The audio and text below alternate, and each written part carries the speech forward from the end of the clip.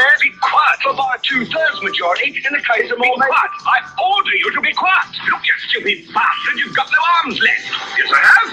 Look, it's just a flesh wound. I don't believe I'm seems to display of courage, skill, nerve, grace, and stupidity. I'll do you for that. Oh, what? Come here.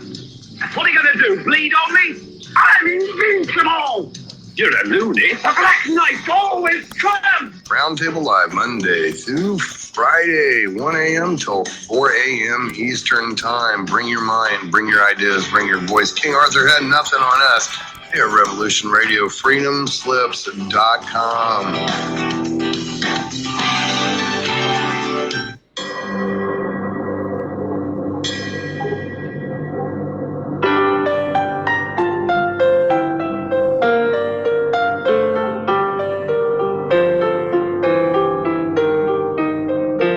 Did you ever feel that things were not quite right?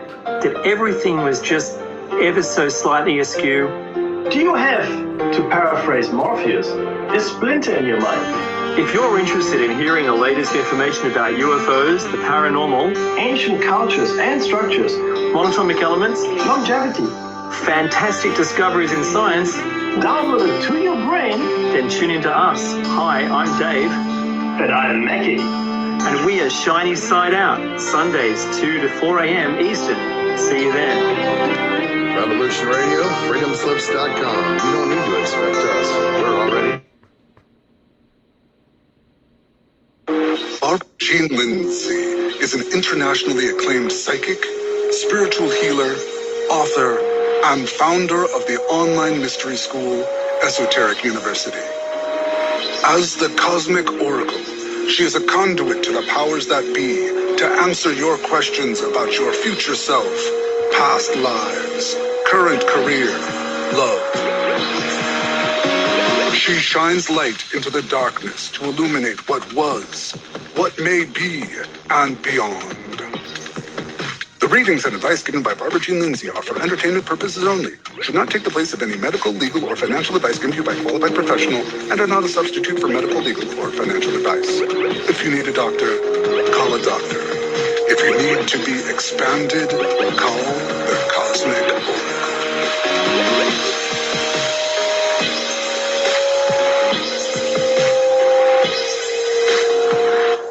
Hello and welcome everyone to the Cosmic Oracle Show. We're coming to you live from Revolution Radio here in Sierra Madre, California. It's a beautiful day here today, and we're gonna kind of go old school today, okay? It's just me here today. I don't have a guest, and I think we're just gonna see how things go. I have some ideas of what I'd like to share with you, and I hope that you can, all my Facebook friends, if you would want to go ahead and ask questions, we can work with it. Our title today is Communication with Other Worlds. And so before we get started with that, I would like to thank you for keeping Revolution Radio on the air. This is the Cosmic Oracle Show's 5th year, and we'd like to go into the 6th year, and the way we can do that is by getting donations from you. So I'm asking you to please donate to Revolution Radio, and the way you can do that is to go to freedomslips.com. That's freedomslips.com, and hit that donate button and give whatever you can. You can also be a Patreon. That's what I do. I give like $5.99. That's less than a movie ticket, and you can't go to a movie anyway.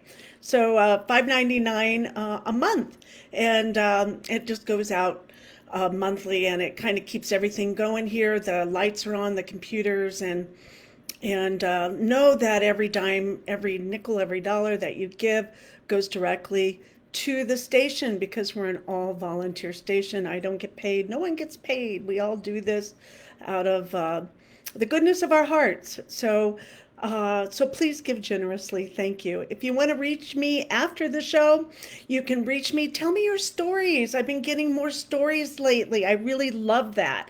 And if you give me your permission, I can give those stories on the air as well. And you can reach me at barbarajeanlindsey.com. That's BarbaraJeanLindsey.com. Or at Facebook, Barbara Jean Lindsey on Facebook, and the Cosmic Oracle Show on Facebook. So we're going to get started. So I'm not in the chat. I wasn't able to get in for some reason. I don't know why. But if there's any questions, I would love to take them. And if there's anyone listening, I was thinking of Gare Bear today. He's one of an important person on Revolution Radio. And so if you have a question for me, Gare Bear, I'd love to take that. So you're welcome to call in on the Revolution Radio Skype number if you have it. And you can ask a question there. And I haven't given any readings in a while, and I wouldn't mind doing that tonight either. So we might have a couple friends that drop by also. So we're just going to kind of go by the seat of our pants today. And that's kind of fun. I know where we're going as a world, that we're going to have to learn how to roll with it more. We're going to have more of an intuitive life in a way, because we have to learn to trust not only ourselves and our own instincts, but it's learning how to trust in what's going down out there, that we can trust what's going on. Not that you're supposed to sit in your room and not do anything, but where you have that heart's desired centered, where you can go out and have your voice heard, like by doing radio shows, or there's all sorts of different ways that you can do it. Go on television, or write a book, or make a song, and post it up, somewhere, either on YouTube or on Facebook. But get your voice heard, and your voice is important to be heard as well. So the way I usually start off the show in the old days is that I start off by pulling a tarot card. And I did pull one today. It's called the King of Wands. And I'll show you, this is from my favorite deck that I've been using for years. And that deck, you think I should know it by heart, I'll show you the cover. It is the Druid Craft Tarot.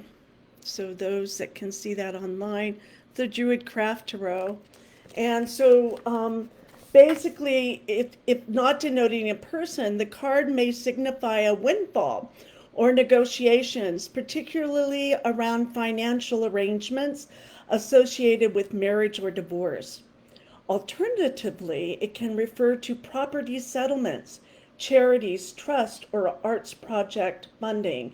It can also indicate that you need to express your ideas, make important decisions, set goals, or seek a guiding vision.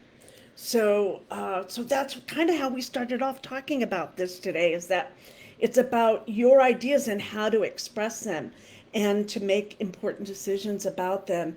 And if you're not sure, what you want to talk about, or you're not sure where you're at, or you've been kicked off your center, today I meditated for an hour. I try and do that every day for at least an hour. And it helps get me centered. It helps get when you're a firewalking, I was a firewalking instructor for a long time, and it's called getting the noom up, and that's in that third chakra, right in above your belly button there, and it's getting that energy up and fired up, so then you can bring it up to those upper chakras and then manifest it out in the world. So there's so much we can do. We're such amazing beings, and we're so incredible and full of light and love and vitality. I don't care what age you are, okay? You still got something in you that can express. And the more you find that you do express yourself, then the more that you have more vitality able to join you and your auric field and make a difference. I did have a nice conversation with Raymond Andrew Keller II. You may know him, as I know him, as Cosmic Ray. He has 2 books. I just got them in the mail. This is the first one. It's called The Vast Venus Conspiracy. This is volume 4. And then the 5th one is Lady Columba, Venus Revelations. And Dr. Raymond Keller will be on the show December 11th. So just kind of giving you a heads up with his work if you want to read these before he comes on. I'm really excited about having him on the show. I also had a conversation via Facebook. I have a few amazing people coming on. December is going to be like one of my best months. So I'm excited about that. We're getting back online. You know, what happened on Facebook, if you didn't see me for a while, there were some errors in my settings. So it was set at private. No one could see anything. So if you were looking for me and I wasn't there, it's because I wasn't. So I'm glad to be back and we're online. I got settled. I'm in my new place and we're back and even more powerful than we were before the Cosmic Oracle Show. So good morning to you from Malaysia. Good morning, Mohammed. Glad you're here. And so the next thing that we do old school wise is I usually pick a stone, a crystal, or some kind of important stone to work with. I have a lot of, when I just got back settled here, I was on tour for like 4 months, even during a pandemic, right? And so now I'm settled. The first thing I did was I have my crystals back and they're huge. I don't know if I can show you one. Facebook. Here's this one. You'll love this one. This one's one of my favorites. It's 1, 2, 3, 4, 5. It's a 6-sided crystal. It's pretty large. And when I was doing pouring a sweat lodge one evening in Santa Cruz, California, we had this young man who came to visit, and it became mine. So I've had it for over 25 years now, and it's just really beautiful. And so if they become like friends in a way, their energy, I miss it. So they do amplify the energy. I'm going to have a good friend of mine coming on too. Her name is, she doesn't even know this, but Ariel Rose. She has amazing information to share about crystals. I'm going to be meeting with her after the show tonight, and we're going to be having a little wine and a little bit of Facebook time and discussing what we're going to be doing here on the show. Hey, Neil, you want to come on the show? Neil, you're welcome.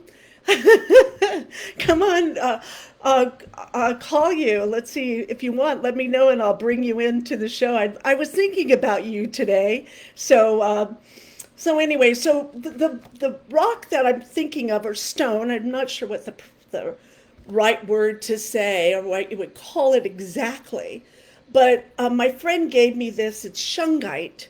I know, Patrick, you talked about Shungite for a while. You're the one that I first heard that was from you. And Patrick English was my producer for many years. And so Patrick, my friend Ariel Rose gifted me this book, Shungite, Protection, Healing, and Detoxification. And so, okay, I think you'll like it. So she gave me this wonderful bracelet that I wear to help me with letting go of any negative energies from like the computer or my phone or those sorts of things. So what I'm going to do, Neil, is I'm going to call you in right now. Let's see if we can pull you in. Let me find you over here. Let's see, Neil. There you are. And we're going to add you. Let's see what happens, Neil. So I'm calling you now. And I hope that works. So we'll see what happens. So, hello, Neil. Oh, it says you're unavailable, Neil. I don't know why, but it does. So we're going to try again. I'm going to add you. And let's try it once more. So we're calling Neil to come on to the show. And we'll see if that happens. Hey, there you are. Oh, nope, it says unavailable. So I'll have to try it again. So we'll try in just a minute, Neil, if you could make sure you're on Skype and put your available box on, and then we'll try and bring you in that way, okay? So I'm going to try once more, Neil. So we're going to add. Yeah, it has an X there. I don't know why. Share a link for others to join. Okay. So share and connect. Share a group via link. We'll try the link. Maybe you can join that way.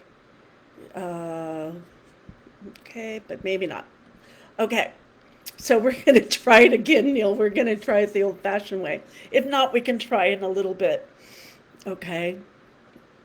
And see if we can bring you in on the server that way. So we'll see what happens. Nope, it's not happening. So, oh, hold on, he says. Okay, so I'll talk about Shungite. So just for a little bit. So you might try Shungite. There's this amazing little book by Regina Martino about the good qualities of Shungite and how it's a marvel of the natural world. And Shungite offers protection against the perils of our modern technological world and healing for both body and spirit. And she's a geobiologist and a bioenergy expert specializing in stones and crystals. And she lives in Paris, France. So maybe we can get her on the show. That's Regina Martino. And her book is Shungite. Protection, healing, and detoxification. So those are a few of the books. You know, I'm a real book person. I read quite a bit. And so in my, let's see, in my packing and unpacking at my new place, oh, here it goes, let me know. I found this amazing book. I'd forgotten all about it. So I wanted to share that with you. And it's called Communications with Other Worlds, Book 1 and 2. And it's We of the New Dimension by Will and Evelyn Miller. Let me show you this for those that are on Facebook. And I looked it up on Amazon. It's available for like $79. But I thought we'd kind of go over it a little bit today because I just found it beautiful. It's copyrighted in 1959, so this kind of goes with the old school that we're doing today. I was born in 1952, so was 7 years old, and so they started a whole community out in Morongo Valley, out by Joshua Tree, out by where they have contact in the desert every year, and where they have the Integratron, and that's a whole story in itself. If you haven't checked out the Integratron, you might try that in Landers, California, a beautiful historic site that was built according to the download from the Venusians. So this is an introduction to We of the New Dimension by Will and Evelyn. And in this book, they talk about all sorts of their experiences. Okay, so I'm gonna invite you on right now, Neil. So we're gonna add you to this group, to this call. Add to call Neil. And we're going to add now. Neil, there we go, add. So this should work this time, Neil. So I'm throwing you that, I'm calling you now. Okay. And we've had NEIL BAUMANN on the show before, and he had so many amazing stories, and we were never able to really finish them. So this could be like a part 2 for talking with NEIL BAUMANN today. So it is calling, and I hope we can pull it into the server. Are you there, Neil? It shows me that you're here. So we just need to hear your voice. Yep, it shows you that you're here. You're on the call. So if we could Oh, it says unavailable, Neil. I don't know what that is. So I don't know why I sent you a, so let's try it this way. I don't want to spend all our time doing this with everybody. So, but Neil would be a great addition to today's show. So let's try it this way.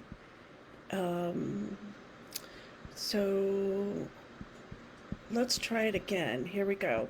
Well, I'm going to try one more time and then we'll have to let it go. So, but I'm hanging with you, okay? So we're going to add NEIL BAUMANN. And I have you as one of my favorites. Let's see which one. Wow, I have a whole bunch of them. So let's see. Let's just do the ones that we're used to. NEIL BAUMANN. That's not it. Is that one it? And is that one it? Oh my God. Okay. All sorts of things happening now, Neil. You're gonna laugh. So okay, we are gonna try and get you on. Oh, it's funny. You know how I am with all of this, everybody, with my my technical skills that I have. Let's try it this way. Hold on. There you are. Ah! And you just left. I swear to God, you just were there and you just left. So, Neil, you know what we could do, Neil? If I can't get you in this way, you could just call me on my phone and we'll do it that way. How's that? Yep, there you are. So we want to add you to this call. It shows me that you're on, not on this call. Okay, let's call you. So we're going to add NEIL BAUMANN, BAUMANN. That is just really weird. Hey, I got your name right though. Okay, I have your name right now. So, I don't think that's it. Okay. Okay, let's hold on, everybody. There's a big X by your name, and I don't understand why. So, NEIL BAUMANN.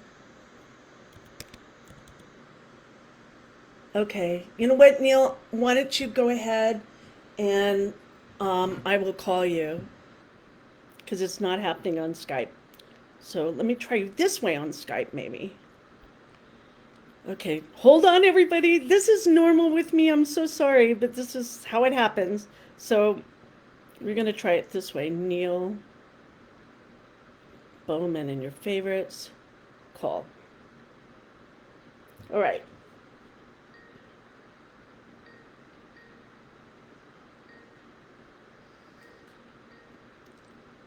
How do I one more time and then we'll have to let Oh, go? you just did it! Hey, Neil. Oh, wait. We had you for a second. Are you there, Neil? I think we have you. Speaker off. Okay, let's turn the speaker. There you are. Okay, I'm seeing a ceiling fan. So I'm doing great, but I don't know. You know, I show you on here too, but I'm not sure. So let's. I don't know why. Probably because of Facebook's private. I have to go to my settings, I think, and mess with it. Okay. It's probably that you were ringing in on Skype, and I couldn't figure out where to answer it. I'm not super savvy in Skype yet. Okay. That's okay. I'm doing good. We have you on the air though, so that's good. My topic tonight is communication between the worlds. And so what's funny is my show and all of my responses have been off for the last month, set somehow to private. And so I'm like building a whole new thing again. So so it's okay. Every time I turn the computer on. Well, you know, it shows me that you're on Revolution Radio, which is but I don't hear you on Revolution Radio, which is interesting. I don't know why. I'm looking at why this is. I'm trying to get it to flip so I can see you. It doesn't want. That's okay. Okay. Anyways. So today I thought we would talk about old school communication. And, you know, like I had Grant Cameron on the show a couple of weeks ago, and he said something that really stuck with me. I found it to be really interesting. And he said that certain things happen during certain times and then you don't hear about them again for a while. Like, for example, like in the 1950s here, he didn't say this, but back then it was like talking to Ashtar Command, or they had interesting names. I'll read some of the names of some of the people that they chanted. They chanted Mentar, they chanted Izu and Basil and Abraham and Munka and Orban. And I just find these amazing. And so, you know, whereas as a group where we'll get kind of set up, like now we were talking about this, that where are you from? The Palladian? Are you Lyrian? Are you, you know, Ponti? What are you? And so to break that down, and I think 20 years from now, or even 10 years from now, looking back about what is comfortable, the comfort zone about our relationship with communications with other worlds is it changes and it grows daily with everyone, especially getting together and talking about it. I was spending the day actually looking into all that. I've been, since that brief conversation that I had with Michael Lee Hill about trying to figure out what group I'm in contact with, I was actually looking into some various starseed traits. And I told you before I have a pull for a serious being, Orion Belt. Okay, I didn't hear that last part. Orion's Belt, that you have a thing with Orion's Belt. Now I remember. Yeah, I just was looking into the Syrians today in regards to a lot of information that seems, I think I'm probably a combination of a couple. Mm-hmm. And so From what I can tell. with the Syrians, so it's with an Orion connection then, with Orion's Belt, exactly. Yeah, That's what I mean, there's so many, what I was looking into yesterday about these 5 major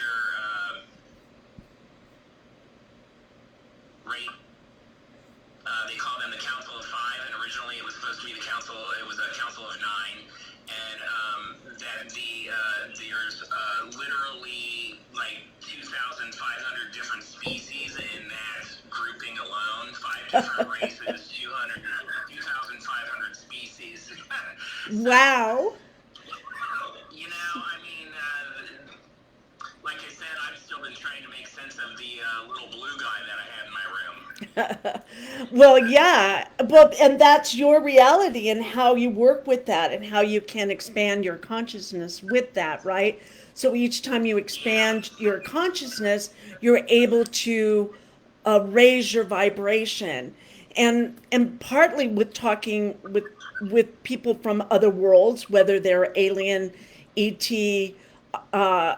artificial intelligence, or a plant being, or a whatever or an orb, or a ghost, paranormal, you know, whatever, a thought in your mind, you know, where part of the work is for us as humans, since the earth is such a third dimension, can be, and that's a density to it and a slower pace, that part of our work in being able to communicate with other worlds is to raise our vibration so that they can lower their vibration, so we can kind of meet somewhere in the middle. Right. Does that ring true with you? Does that? Yeah. I mean, I would say the large part of my journey in my life was learning and your spiritual connection. And I think that is the key in regards to being able to connect. Obviously, being an experiencer that's had this stuff going on all my life, you understand that the connection's been there for a long time. And then, as I was awakening to a lot of this stuff, you start to do things in regards to experimenting with the connection. And as you know, that's what I wrote about for the CCRI book in regards to how consciousness seems to be, we're linked up to a universal conscious mind of everything, everywhere. Yeah, and so we come from that. I hate the word hive mind, though. It sounds so, It's an easy, I don't like that whole concept either, because it's interesting. You go on some pages sometimes and see what people's opinions are about this stuff, and the whole when you mention the hive mind thing, it's the easiest way to describe it in regards to the fact that we're all linked up telepathically when you're having these experiences. But it's one of those things I think that might trigger some people in regards to this idea that they would somehow lose their identity by us advancing to the next level as far as conscious interaction with other beings on a regular basis. Well, and I feel that's what needs to happen. Yeah. Well, it's especially with Americans. We fought for our freedom, by gosh. We fought for our individual rights.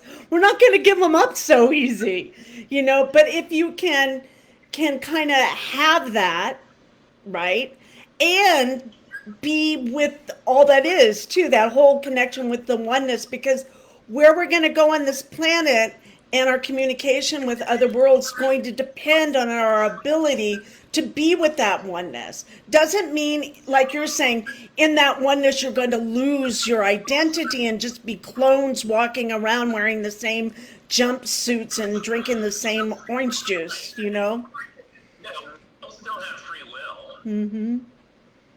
They just want us vibrating at a higher frequency. They want us to do away with all the stuff that needs to be done away with war and famine and destroying the ecology of the planet. Advancing spiritually doesn't mean that you're giving up anything except the negative stuff. Yeah, it's like what is it? You gain the world, you give up something. How does that quote go? And you gain the world from it. That's kind of, we get to take our planet back, Yeah, and you're taking back your own inherent spiritual sovereignty.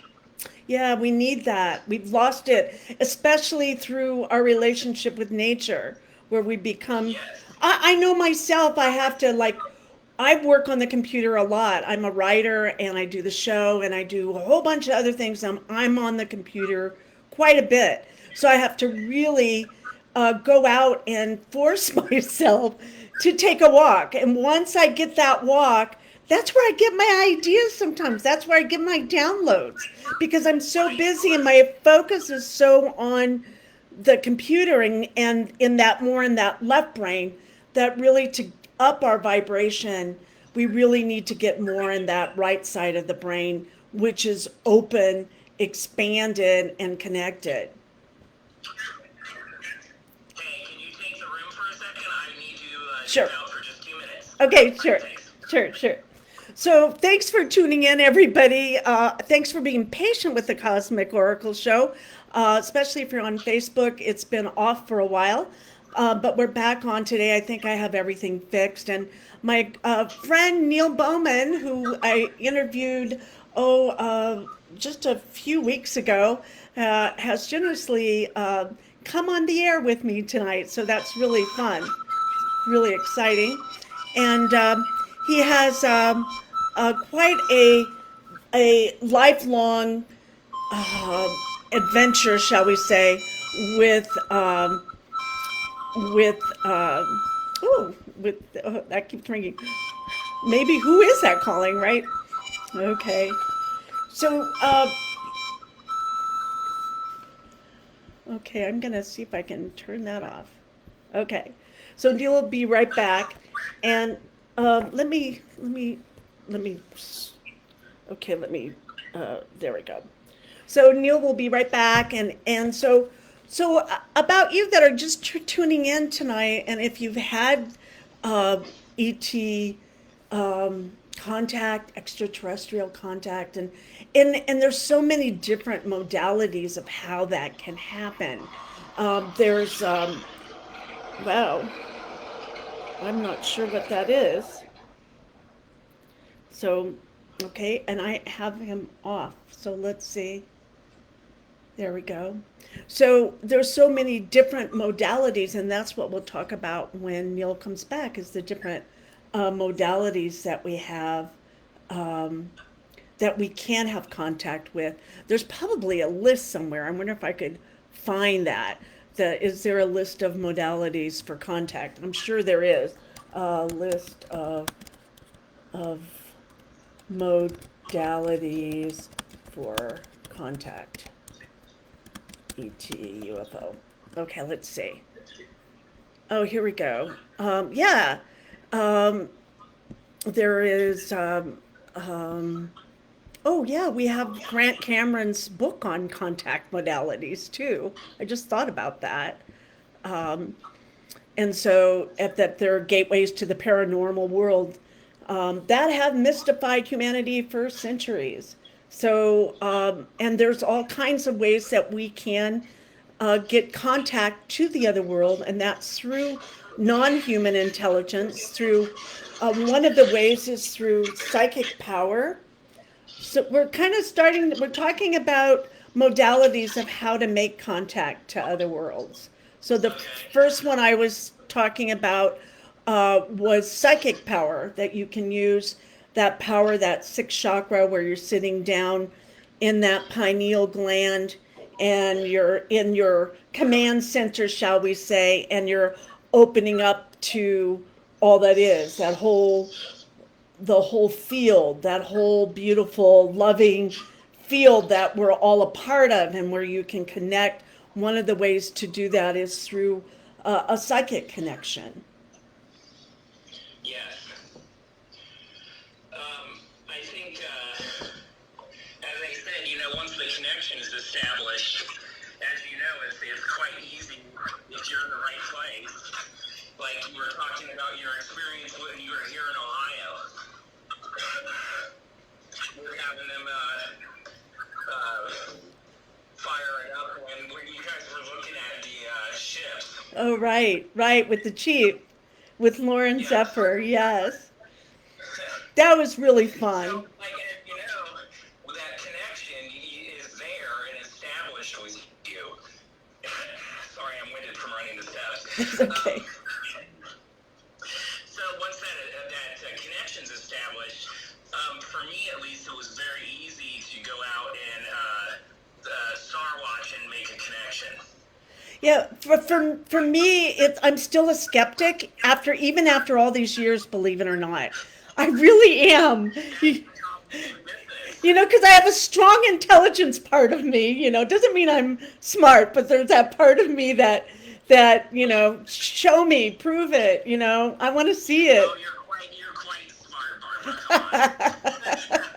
But it's that third dimension, too. So I kind of, when that happened with the chief, when we went fishing for spaceships that night, we went and cast our line and put the intention out, right? Intention probably plays a good part of it. I want to connect with my star people. I want to connect with my family. And also I think a key for connection is we were having so much fun. Right. So our vibration was up, Oh, yeah, they feel that. They're able to tune in directly into your being. And, there's a sense in your vibration, and, you were with two other very spiritually high people, and you're there intending to, as you say, you were fishing for UFOs. So, they recognize that right away. Yeah. That's why I'm interested to get together with you and the three see what happens. Oh yeah, something will happen for sure. I mean, when Eric and I got together, something definitely happened with the two of us together. The energy was dynamic, right? And so everyone in the room could feel that, and so they were attracted to us together. There was something there that was more than each of us separate. So that's kind of what we're talking about. And that is a hive mind connection. When you meet someone, especially with experiencers, you can spot in a room if someone is an experiencer or not. You just know it, right? Yeah, especially as you become more and more in tune with it. I've been having weird stuff lately where I look at people's pictures and I can like, especially if I'm looking at suggested friends, and you and Eric or Barry pop up, and there's certain like physical characteristics that I'm starting to note with certain star seeds. Oh, let's hear it. The tilted eyes. Tilted eyes is a big one. There's a girl that I met. Her name's Marina. She's from I want to say Italy. I mean, it's just extremely beautiful, like elfin features, the almond-shaped eyes, very upswept, and very fine, delicate features, high cheekbones, pointy chins, so I'm starting to see things like that. Also, eye colors and complexions. That's interesting. So, Yeah. It's quite a daily change. Like for me, I wasn't getting anything for a while, and I thought, oh my God, there's something wrong with me, right? and I, maybe I need to meditate more, maybe I need to walk more, maybe I need to eat the right things, and I go through all these head trip things, right? And I only allow myself to do that for about 15 minutes. Because otherwise you get caught up in that and you don't leave your room. And I've been there. I think we all have. All experiencers have, right? We really have. I was just talking to Erin the other day about that. She had sent me a document on post-abduction syndrome.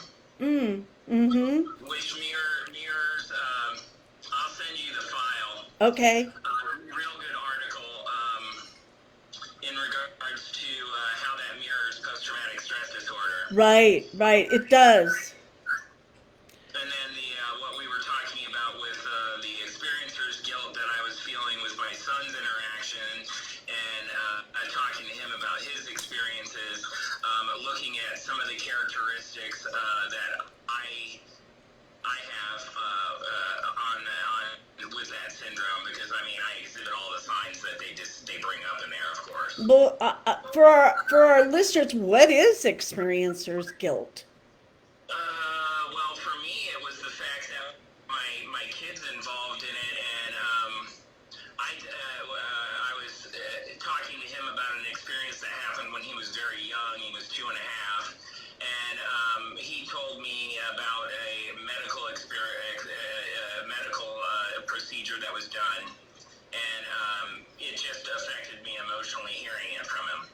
Oh yeah, we talked about this. I agree. Experiencer's guilt is, for me, it was a parent's experiencer's guilt, because there's nothing worse than to not be able to keep your child safe or to have trauma to them. And when you're working with these beings, either they're from inner dimensions, they're from other worlds, they're from other galaxies, who knows where they're coming from, or they could be your star family, right? You have the gamut. You have from loving, benevolent, have your best interest at heart, to we need this from you and we need it now. So it's kind of like this whole wave back and forth of it.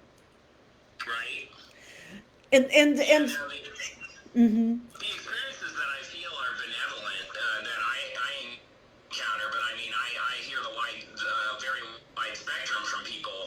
in Yeah. regards to their experience. Yeah, and with my daughter, when she had the experience, it was a traumatic experience for her.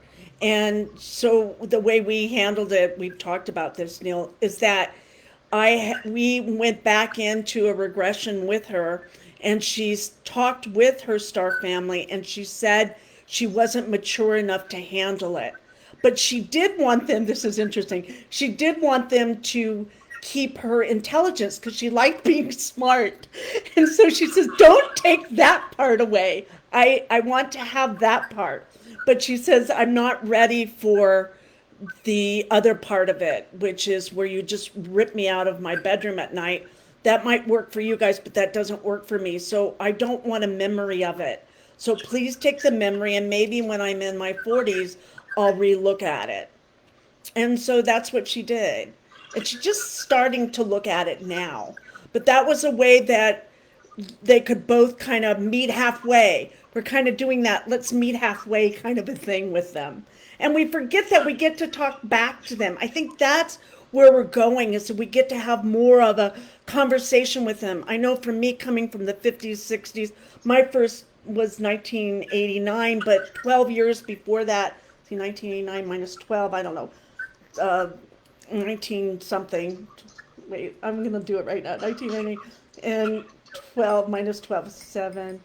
1977 was my first memory of having ET contact. And so to go from there to where I am now, it's a large process, and it's an ongoing process. And back then, you're not I didn't know anyone who talked to an ET and or anyone extraterrestrial at all. I didn't even know that's what they were. And then to have that experience, and now where we're at now from back 1977, the next step I really feel is that we're going to communicate back and forth a lot more, where we're feeling more comfortable, that you can actually have a conversation and an exchange of energy, right? Because we're going past that fear. Do you feel that you've been advancing in regards to that with your experiences? Oh yeah, for sure. Definitely, for sure. But I still am a wuss. I think I'm totally courageous and fearless. And yeah, bring it. And then, but there might be a part of me that's not that, that they're still respecting and honoring, because I always want to have them over for dinner. Come, let's have dinner. I'm begging for the wide awake, see them for longer than a split second experience. Right. So I've had some experiences where they've stayed longer, but I didn't understand. I didn't know it was them until later. And I wished I would have known it was them. And that happened, I don't know, in San Francisco at a thing. But I think I'm excited about where we're going with this. I'm not as afraid. I'm relaxed more about this whole where it's going. And it's just a sense, a mother's sense, or a woman's sense, or an experiencer sense of that. And I know you're probably feeling the same way, that you can kind of relax and let go that we have this. Well, yeah, I mean, hindsight's always 20/20.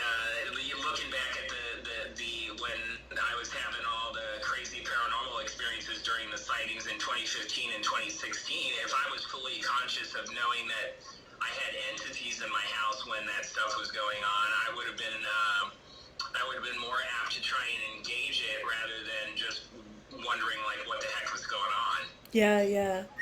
But that's in your subconscious, and you have an exchange of energy there for sure. So next time you do see them, it'll be easier. Yeah, and I think that it's one of those things. They're not gonna. Everything's unfolding in regards to their timeline and their plan, not like my plan. But I do think you could tell them you do have a plan, though. I always argue with them. I always give them. I've been trying to encourage them to interact participatory two-way street experience rather than just being, you know, the what we have going on with like waking up with marks and, you know, Right. dream activity and things like that. I think it's just easier for them to deal with us astrally because they don't really have to be in our physical space or anything. They can just tap into our mental space consciously, and you know, I was looking into some stuff that said that depending on their distance and what ones you're communicating with depends on how far they can be away from you physically and have that connection. Hmm.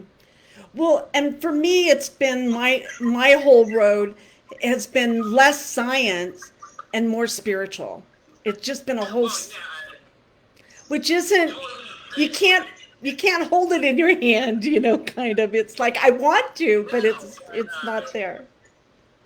it's, well, like I've explained some of my experiences to you, it's akin to magic. I mean, you know that you're dealing with things that appear as technology, but I think it's more in line with spiritual magic than anything else. That you're not necessarily. I don't think we're necessarily dealing with nuts and bolts experience the majority of the time. You know, and a lot of the things that I've been seeing recently with a lot of recent sightings is things appearing like a solid craft, but them being multiple lights that are coming together and appearing like a solid formation or a craft, and they're not. Yeah. And then And there was a good article that. I'm sorry, go ahead. Go ahead. Oh, I just think they really like being seen now. They want us to see them. That's in Grant's interview. He said that, and it rang true. And I go, yeah, he's right. They want us to see them. They want us to have these experiences, and it takes courage. Yeah, I think that they're obviously doing that in force all around the globe. They're making themselves known to various people, and you know, it's I think it's more of like a grassroots kind of thing. I mean, you show up and you put a display in the middle of Tennessee or something, and like half the town sees it. That's gonna get half of those people thinking. Right. You know? Right. Whether that's like complete disassociation from the experience, wanting to deny it, but as you know, that will work on them in the back of their mind and cause them to start to look at things in a different light. Right. You know how transcendent the experience is when you have an experience that you can't deny that it happened, and it totally destroys your idea of what you believed was reality. Yeah, it is their favorite way to teach is through experience. I found that if they give you, I agree, if they give you an experience, you can't change that. There's no going back. And so with a group seeing a ship like that, a whole town seeing it, that's called piercing the veil, you know, for sure. That they're lifting the minds of their viewers, and there's no doubt that something was seen, and it's extraordinary. It's out of the ordinary, and we can all agree. And then from that place, then let's jump off. Let's talk about it. Let's communicate. Let's don't hide it like an elephant in the living room, right? Anymore. Well, that's what obviously needs to happen. But I really like what you just said there in regards to, you know, I've been looking at these experiences more in regards to maybe that's the whole in a nutshell, like Carl Jung said, and of course I'm going to have a brain fart now. John Valet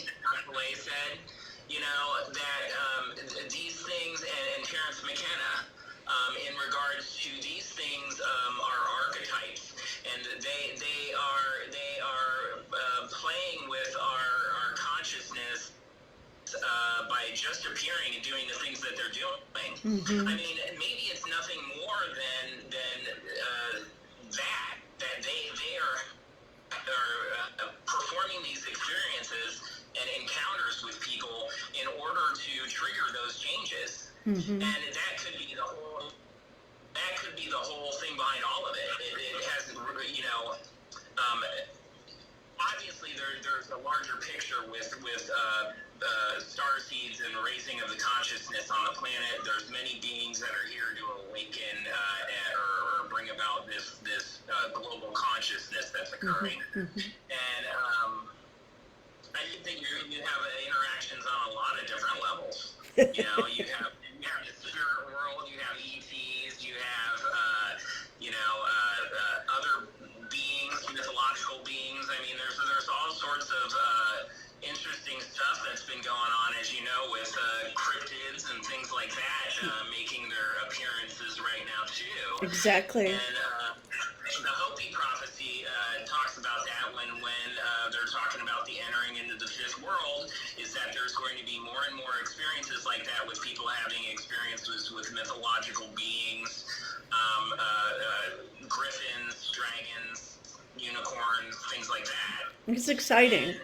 Yeah, I mean, it's way exciting. I think that it's coming full circle with our whole idea about religion and the gods and nature, and I mean, because it's from elemental spirits on up, Right. to angelic light beings. Yeah, so we go from a very narrow, strict, enforced, controlled of this is the way it is to I don't think so, and then it goes boom, and it opens right up.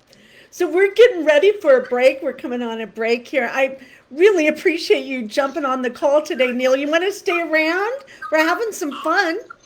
Yeah, I'll stick around. Okay, cool. That's fantastic. So thanks everyone for tuning in to the Cosmic Oracle Show.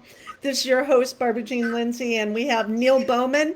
And they can reach you, Neil. What's the best way they can reach you to tell their stories to you? Find me on Facebook, Neil Baumann, NEILBAUMANN. I'm from Akron, Ohio. Fantastic, fantastic. So that's where you can find him. And you can reach me on the Cosmic Oracle Show on Facebook. And we're heading to break. We'll be back at 6:04. Don't go anywhere.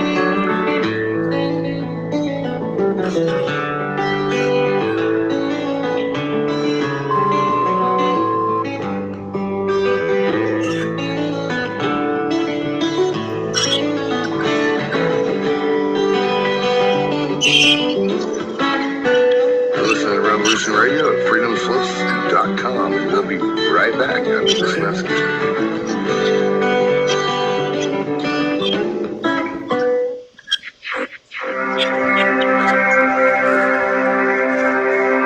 Most guys freeze.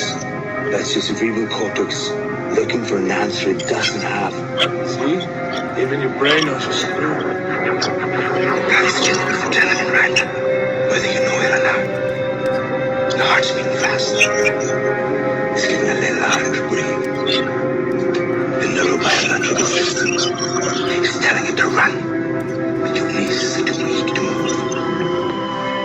Fear is not real. The only place that fear can exist is in our thoughts of the future.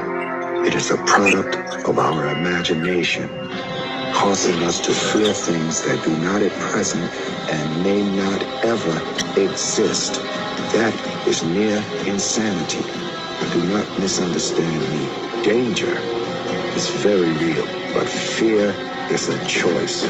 We are all telling ourselves a story.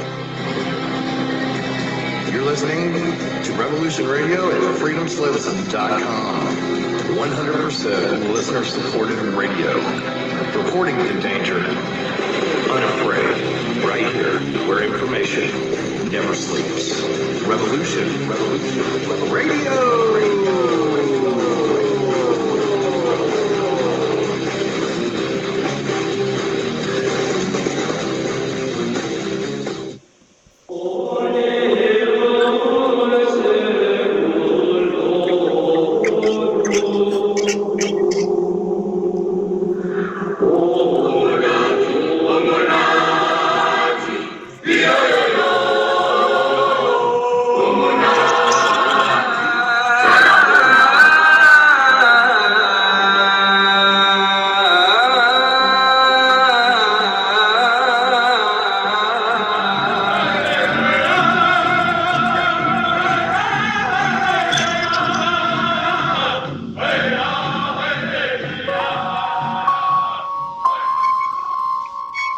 Join Revolution Radio every Wednesday, 8 p.m.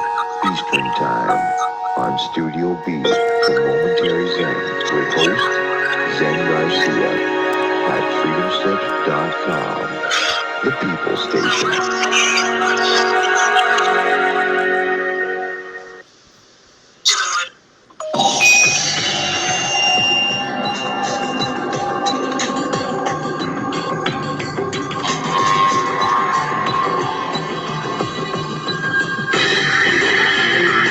It is no secret that the so-called mainstream media is best described as controlled propaganda. Countless news stories are either totally ignored or spun with half-truths, and because of this, essential facts and vital information are often compromised.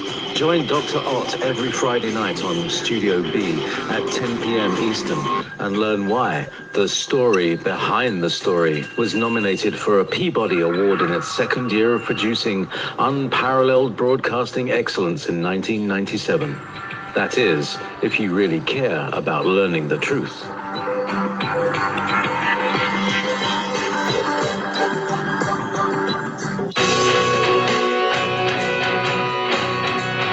All right, thanks for listening while we took that short break here at Revolution Radio, freedomslips.com. And now we're going to get back to your host. This is your host, Barbara Jean Lindsey. Welcome back to the Cosmic Oracle Show. We have with us a dear friend. We're becoming really good friends. NEIL BAUMANN, and I can say his name correctly this time. I have it down. When we just interviewed NEIL a few weeks ago, I kept calling him all these different names. And so I apologize for that. So welcome back to the show, NEIL. No big deal, Barbara. We're full brothers and sisters. I knew that the moment I talked to you. I think we've been on a ship together before. I think that's where we know each other for sure. I'm sure. Yeah. So thanks everyone for tuning in, and we want to thank you for being so generous with the donations for Revolution Radio. This is our fifth year, completing our fifth year on a consecutive weekly show. And so we're talking old school communication between the worlds. We're kind of going old school, and then we're kind of bringing it up to present time. And so I feel like I'm the old school, and NEIL, you're like the new kind. You know, you're really in it, and it's really happening with you, and it's refreshing to have your insights. And you'll be in the new book coming up, so I'm excited to let's talk about that a little bit. Ray Hernandez's book. So anyway, give generously, everyone. Go to freedomslips.com for Revolution Radio. That's freedomslips.com, and hit that donate button and give whatever you can, because we're an all volunteer station. No one gets paid for any of this. We're just out having fun and trying to give out information and dispel fear, right? When we tell our stories, it gives that fear a suck it sandwich, and it just, and it disappears. So thanks everyone for tuning in, and let's continue our talk about communication with other worlds, NEIL. I'm having fun. I'm having a good evening. I wasn't expecting to be on your show today. Well, I like how the universe works. yeah, it's fantastic. It's working for me, and I'm sure all of our listeners are thrilled. I mean, you have had communication your whole life when you look back on it, and to start to grok that. I think the first thing you have to get ahead of is what the frack just happened, right? There was a lot of that. The first couple of major experiences that I had, I just walked away like what was that, Mm-hmm. And as you know, when they keep adding up and the experiences are just more and more crazy, it's wild how your mind, the cognitive dissonance really wants to convince you that you didn't just see this incredible thing that you just saw, regardless of how many people were jumping up and down screaming at it. Your mind still wants to go, oh, that wasn't real. Yeah. Well, and you have a term for it now. Back in the 90s with me, we didn't have a term for it. I like that term, cognitive dissonance.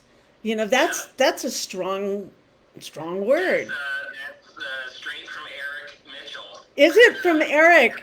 Yes, that's where I learned all about cognitive dissonance. Yeah. Your mind, as you know, when you're going through these experiences, your mind tries to convince you that this isn't going on, or that it's something that's in your mind, like because you go through this wild ride of the paranoia, and like you, at least for me, I knew when experiences were going to happen, and I would feel this ramp up of energy before it would happen, and then during that time in my mid-20s, I was really just starting to come to terms with this, and now I'm 50. My whole ideology or ideation behind it has completely changed. Yeah. It's kind of like where it's a part of your world now. There's no going back. No, there isn't, and it's that whole stuck between two worlds thing. I would prefer to be fully in the magic one. Oh yeah. I still have trouble with that. It's like, sign me up, okay?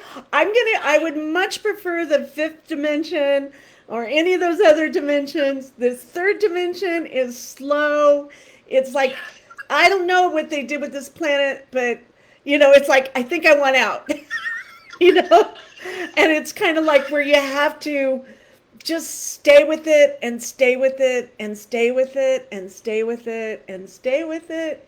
And then you have a breakthrough that's where it just becomes a part of your in-breath and your out-breath. So you can let go and the fear leaves. It really does, because the more you can educate yourself, that's what I did. I wanted to read everything I could read. I went to all the sacred places. I just had as many downloads as I could get in order to acclimate that part of me that was in such fear and such, what would you say, like your own self-prison. Yes. And that's the human experience right there is, it's one of two things. It's either from the spectrum of love or it's from the spectrum of fear. And when you get beyond the fact of realizing that there's nothing that anything can do to you, that you are being incarnated as a human being, as spirit in this vessel, is like one of the highest physical beings that you can be. We're very powerful. That's what the powers that be don't want people to realize. They don't. If everyone wakes up to the fact that we're all eternal living beings, they can't do anything to you anymore, and that's how spiritual advancement and growth frees you from your attachment, from your suffering, and these lessons then free your mind and your experiences. Right. You are becoming part of a collective. We'll go back to the full circle to the hive mind thing, but it's like if we're all vibrating on that spiritual level and or higher, there's no reason why we can't change our reality that we have going on here. That's why I think that we're all here, is to bring about this consciousness change, right, and to make people consciously realize that we create the reality that we have in our own consciousness. The more of us that get together and create the world that we want to live in our everyday and in our mental landscapes, that's how we affect the reality. Right. And so with that comes, with that knowledge, with that knowingness comes responsibility, right? Yeah. And at the beginning, I know when it first starts to happen, you are in between black and white. there's no in between, because you're just feeling it this way, and then you're feeling it the exact opposite, and you're like thrown from this to the other. You're like thrown back and forth, but there's an end to that. So if anyone's listening and they're feeling like they're way up or they're way down, and then they're way up and they're way down, just relax and let go with that, and you'll find that there's a really nice medium road there. And that's what you're really working on developing in the body. Because spiritually, we can get a lot by 5 o'clock. But we got to bring this body in the third dimension, and it takes a little longer to acclimate than the spirit or the mind. So, and you have to work all those together in order to get where we want to get, according to some help in communication from the other worlds. Da, da, da, da, you know. So Will and Evelyn Miller, these are some cool people. I wished I would have been able to meet them. Oh wait, my thing went down. Just a second. I wish I would have had the chance to meet them. You would like this book. It's called Communications with Other Worlds, We of the New Dimension. So it's pretty cool. It's right up there with, and I didn't even know I had it, and then I got this other book. It's well, this is a different book. Oh, let's see this one. This one is When Stars Look Down, and that's from the 50s too. That's George Van Tassel's book. Okay. Nice. So I would like to read that. yeah. So these are. I got it at a garage sale for $1. Nice. So They're probably on sale for like $200 on Abe's books or something. probably. But I'll just, chapter 14, Lies in Fact. Okay, here we go.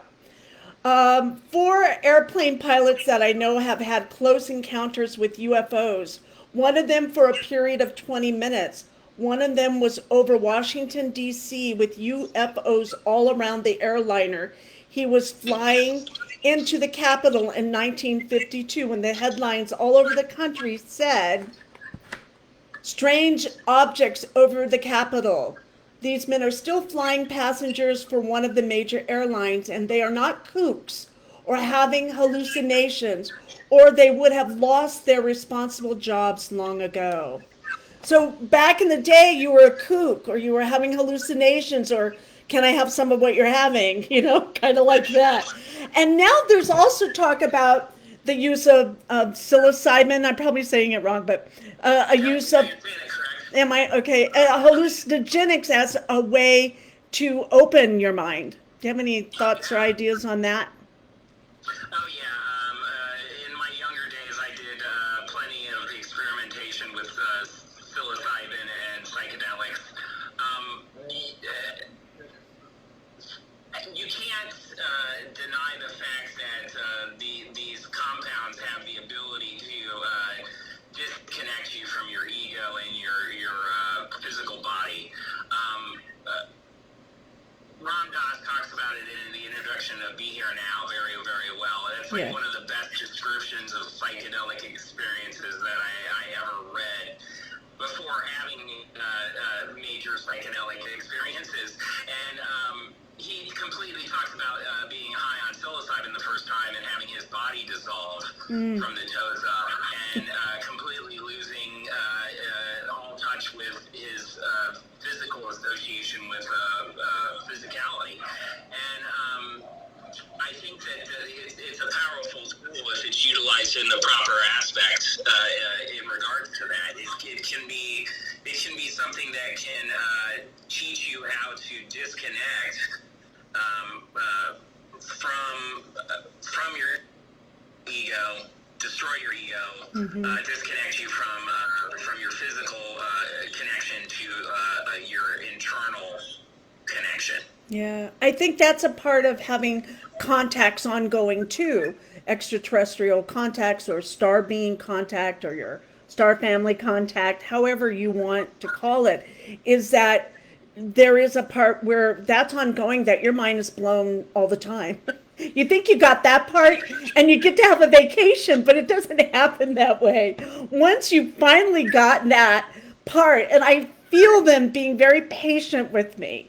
You know, they've been really patient. I'm 68. I mean, they've been really patient with me, okay? They're thinking, do you think she'll get it before she dies? And the other ET says, I don't know, you know? We can only hope, you know? Right. I can relate to that completely. I still feel like I'm like 8 years old in a lot of aspects. Right. You know? Yeah. It's crazy, you know.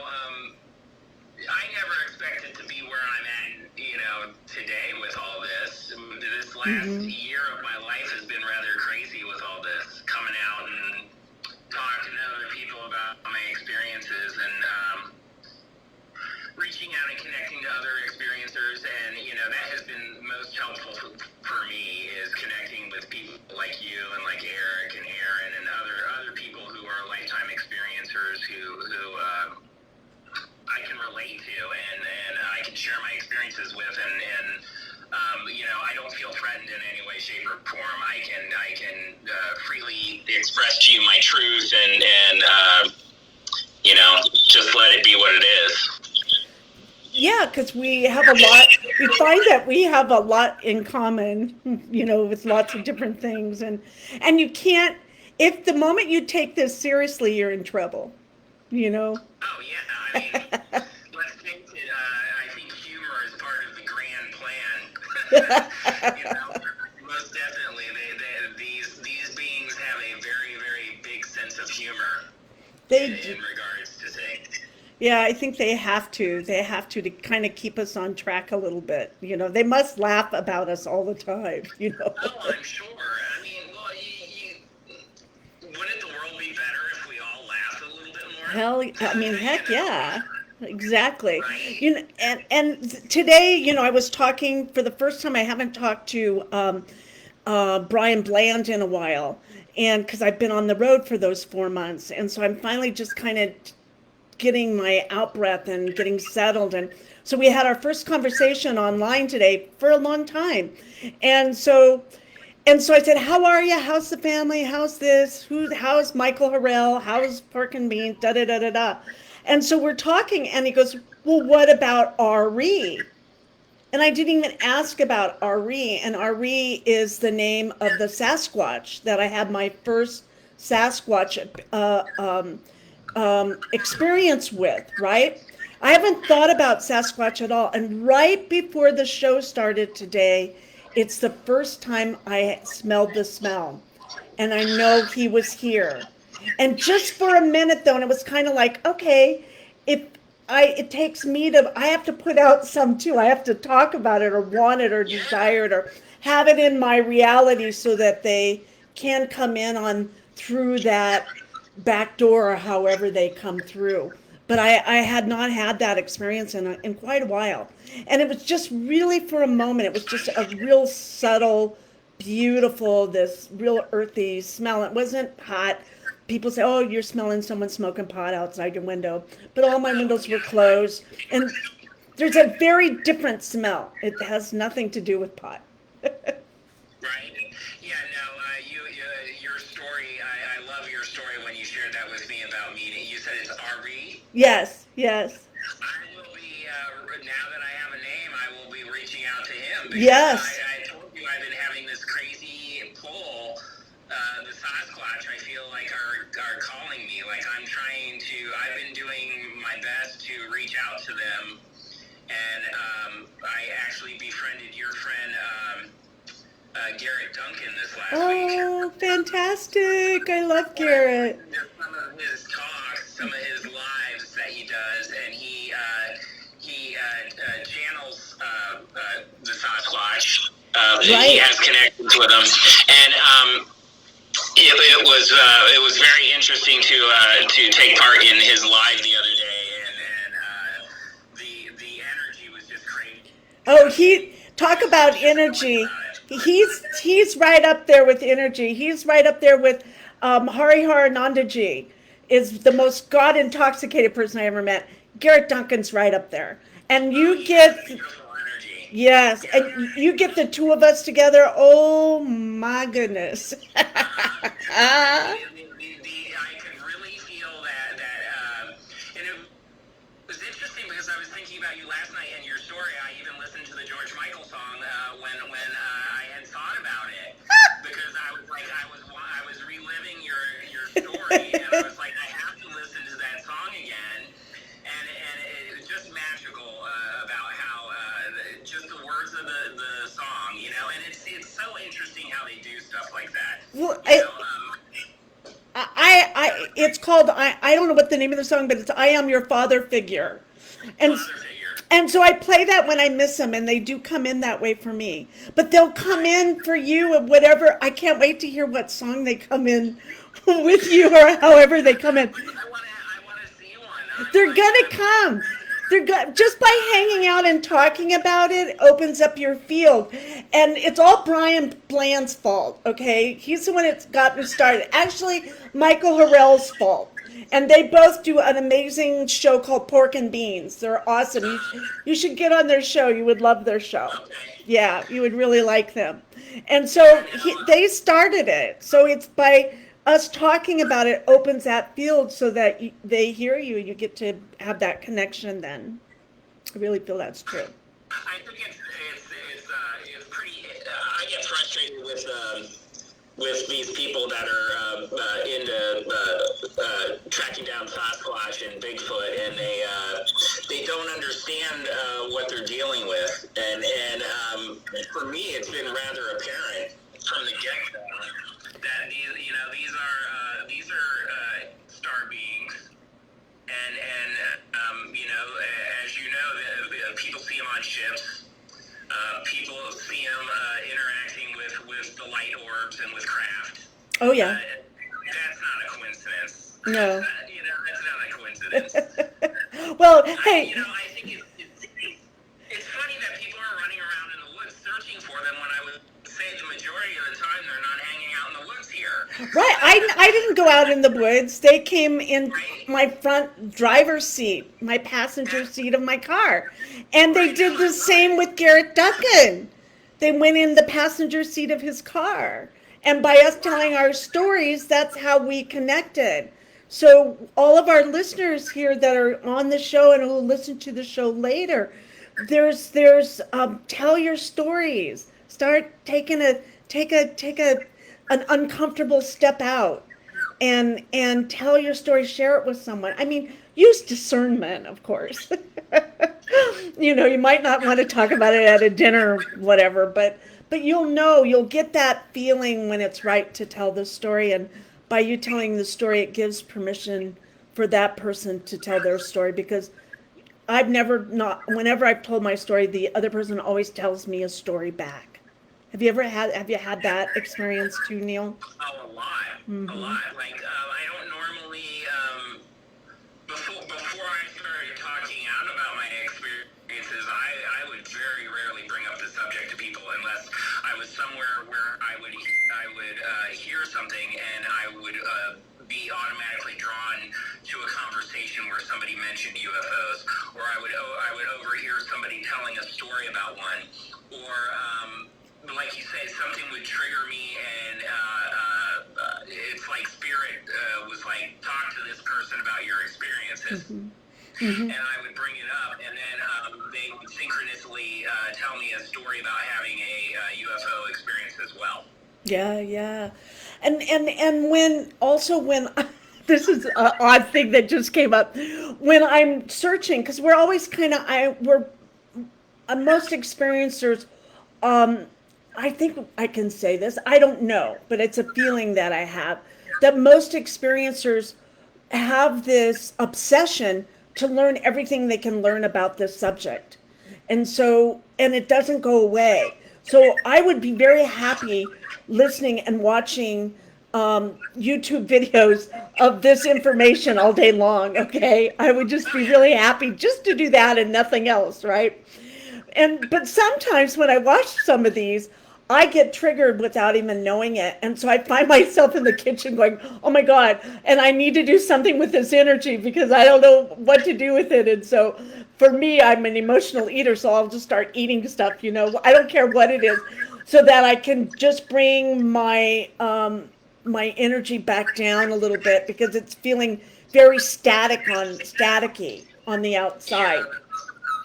You're grounding yourself in the 3D when you do that. That's what I do too. I'm like this morning, it was like coffee and donuts. You know, I like that's my thing too. Is the sweet too. Yeah. Like pastry, pie, cake. Right. Like that's like the go-to when I need to ground myself and bring myself back down into that. Yeah. 3D.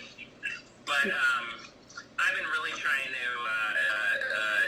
You know, I want to bring my vibration back up, as opposed to eating so much junk that I've been eating lately and that sort of stuff. You know, I'm like, I really need to be concentrating on getting all three of them in balance. Right. But, you know, work in progress. It is. We have to be gentle and loving and kind to ourselves during all of this information download. And also when you get that information download and it comes in so quick and then you don't get anything. I do better with the download. Like, okay, when was the last time I got a download? Well, today with Sasquatch. But I hadn't had one for a while that I could remember. But if you really think about it, you get more than what you realize. It comes in, you know? Right. Well, and then as you know, once you start to understand the broad spectrum in which they communicate with you through synchronous things, you know, just in your day-to-day, like today, Aaron and I were having crazy experience, synchronous stuff with, I'm looking at my phone, I'm working, and I'm chatting with her online, and I had just called a contact whose last name was Puma, and I looked down at my phone, and I was on Facebook, and there was on my phone right when I looked down from looking at this name, and I'm like, that's really weird and synchronous that I see Puma, and then I look down and there's like a Black Panther there, and I'm like Puma, and then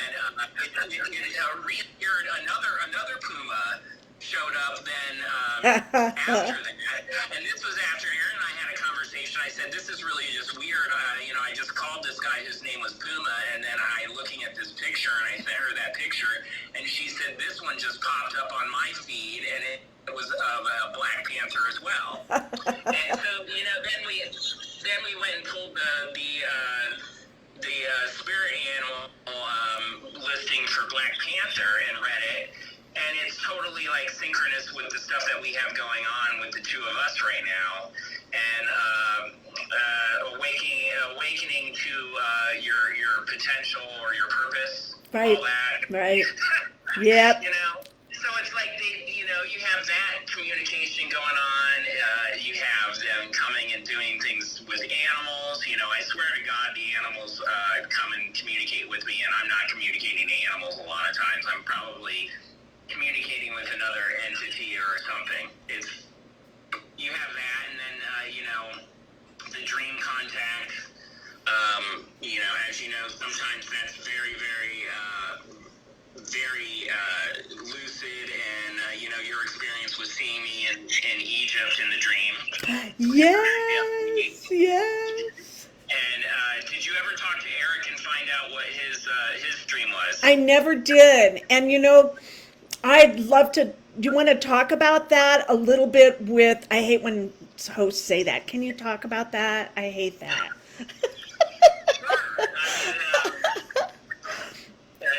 Interestingly enough, like you, me, and Aaron all had encounter or lucid dream encounter.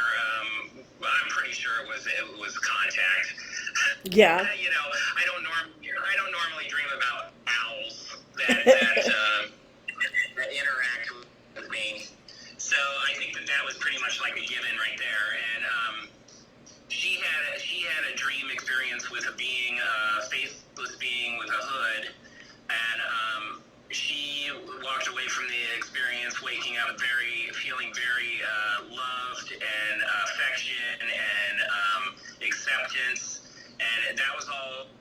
the same energies that I got from a dream that I had the very same night, where I was sitting in a clearing with trees all around me, like I was at a park or the woods, and a huge barn or a huge great horned owl lands in the tree like 6 feet above me. I'm just sitting lotus style in the grass, and then he drops down in front of me and is dancing around in front of me and spreading his wings out, keeps stretching his wings out and then pulling them back in and stretching them out and looking at me.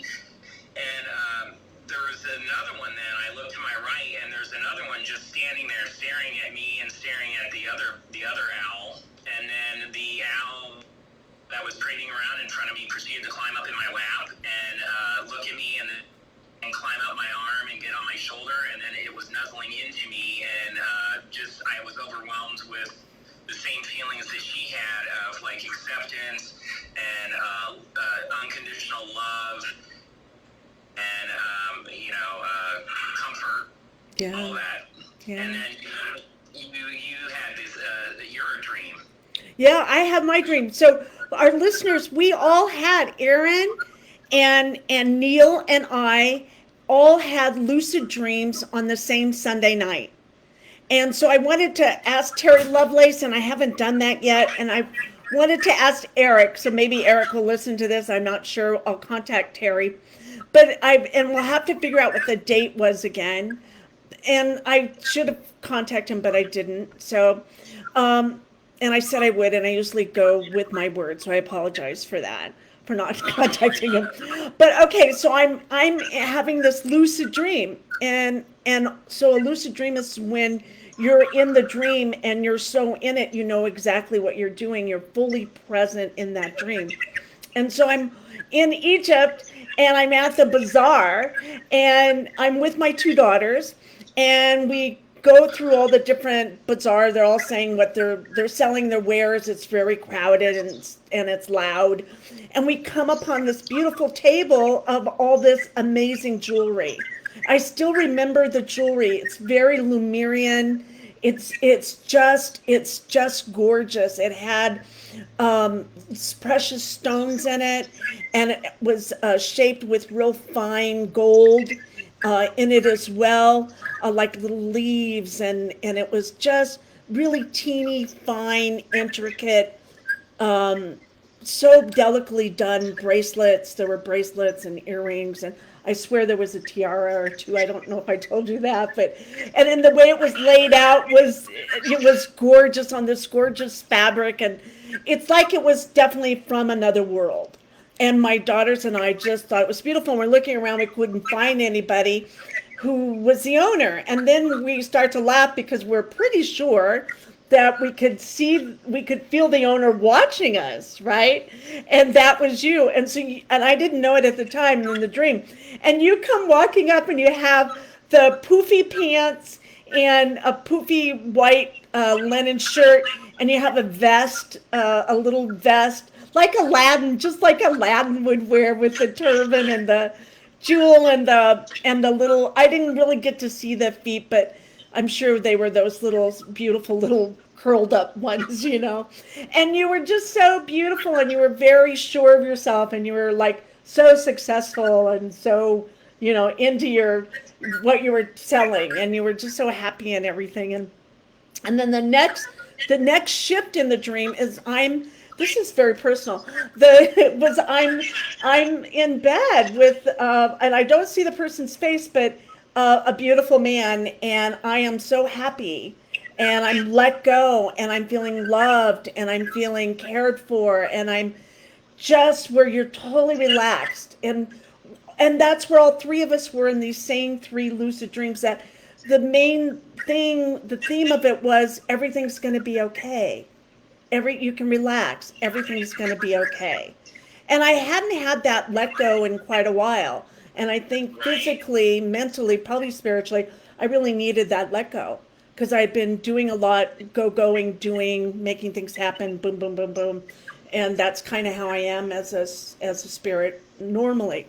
But to let go, it was such a feeling of such love and protection and security and all those things. It was really, really a glorious dream. And I'm so glad I shared it with you, because then you got to share yours. Or did you share yours first? I don't remember. I shared mine first. Okay. I told you about Aaron's, and then I told you about mine. It was so cool.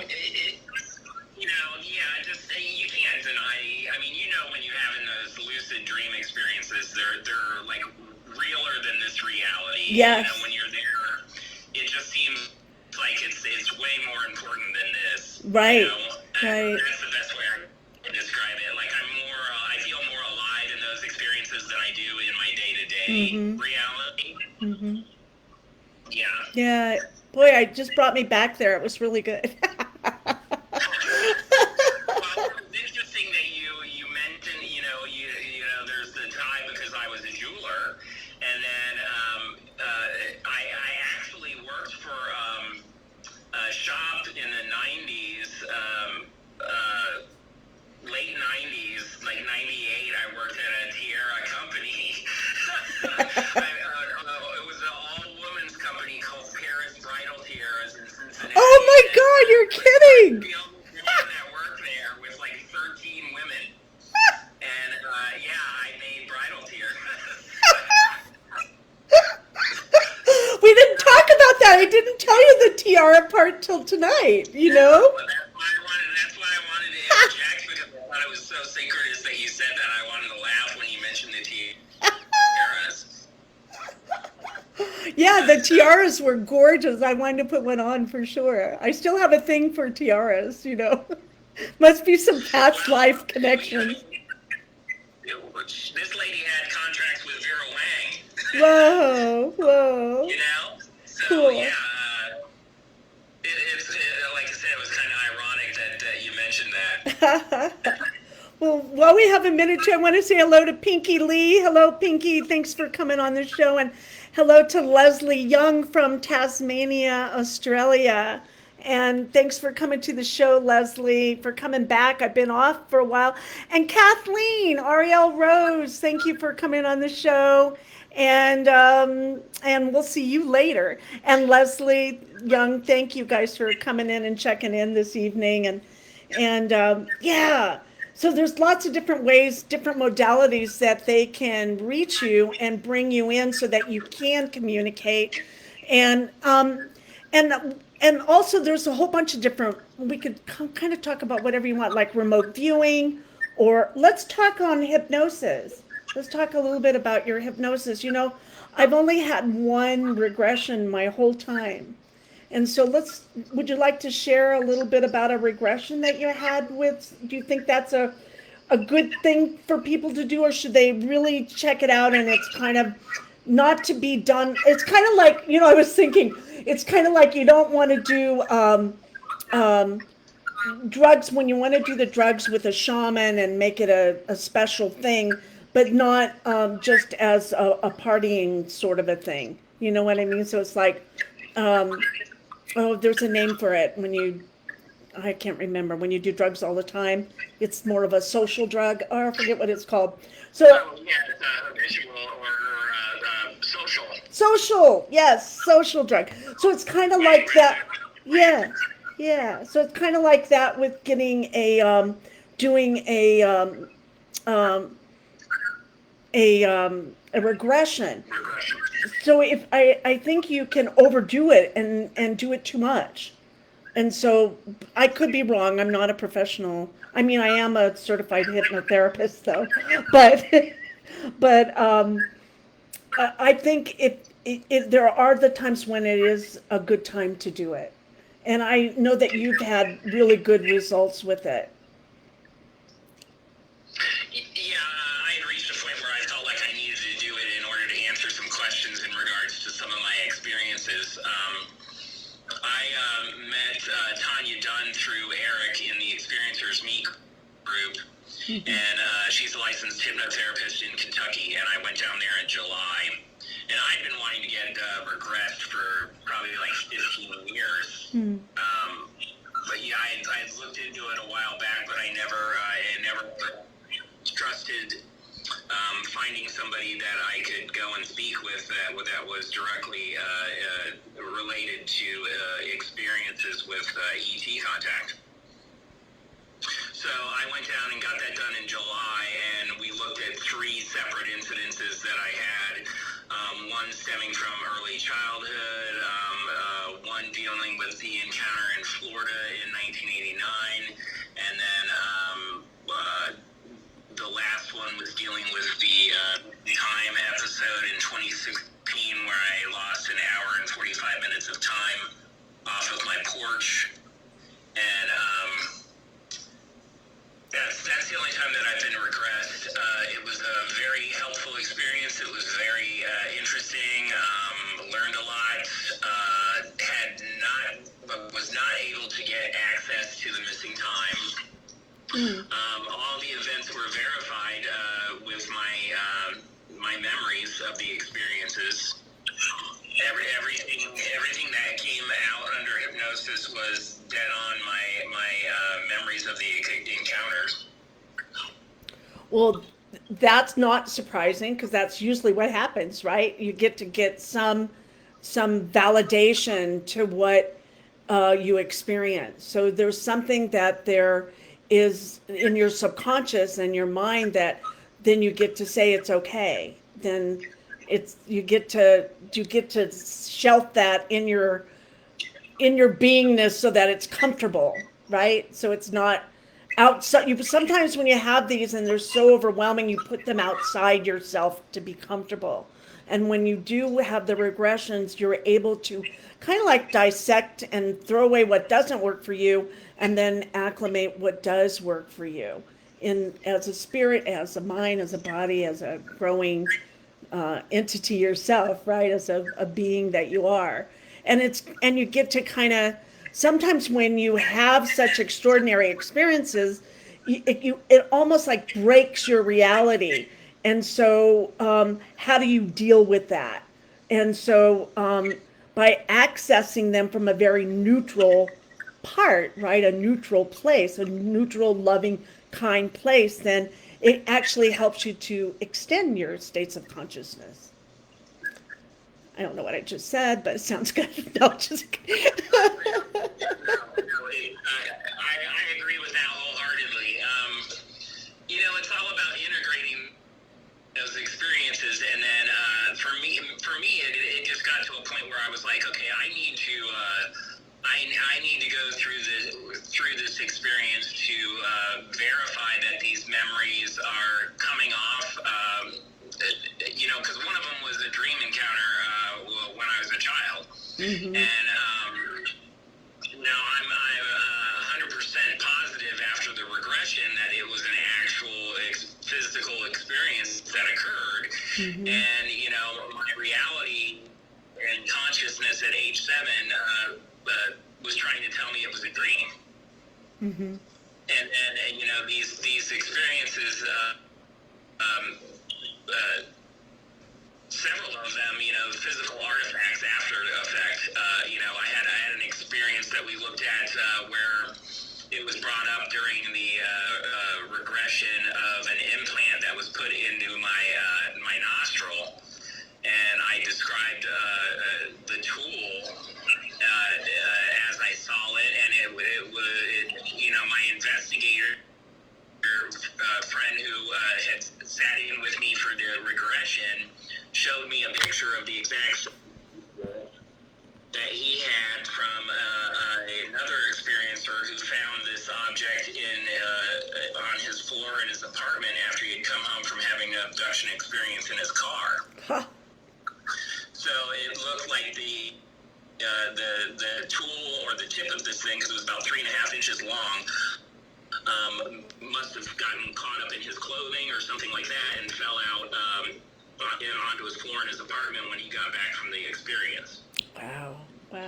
And so you can't imagine this, right? That's what you can't imagine. It's not your imagination at all. And there's proof by these sorts of things. I woke up, that experience happened when I was probably 8 or 9. And I woke up from the experience with my nostril being all inflamed and a bloody scab scab that was on the inside of my nose, about the size of the end of a Q-tip, that was there for like the next week before it went away. And it felt like they had pulled a marble out of my nostril. My nostril was all crusted and inflamed, and the whole side of my nose hurt. So, how much more proof do you need than that, right? Well, then you get into the synchronicity thing of Barry showing me this tool and telling me that he had the exact same experience when he was about 8 or 9, the exact same nostril, the exact same tool. Same thing with my experience where we looked at an experience when I was age 7 when they took me aboard craft and they had me on a table and they took my eye out of my head. Right. And that was the other one that I looked at under hypnosis, and I was able to witness the experience as an observer. I was above myself, looking at the 3 beings that were working on me and the tall being that was controlling me. Do you know why they took your eyeball out? Do you have any idea? No, just kidding. Do you have any idea? Yeah. I do. The only thing that I've ever gotten from them in regards to part of my role here is I come back with observer. I'm an observer of some sort. So I don't know if they're looking through me. Yeah. It feels like that, doesn't it? Sometimes. Don't you feel sometimes that not only are you the observer watching and they're using your eye or your listening or your heart to integrate with you, to see through you? Because like consciousness, I can come over and pop in your body for a while. I can't sustain it for a long time, but I could. And then you come back out. That's what long distance healers do, right? That same sort of thing. And so we can do that with our consciousness and awareness. So if they have that awareness of that, they're able to do that with you. And then there's also the other side of that. A lot of experiencers have, I don't know the statistics, of being watched yourself.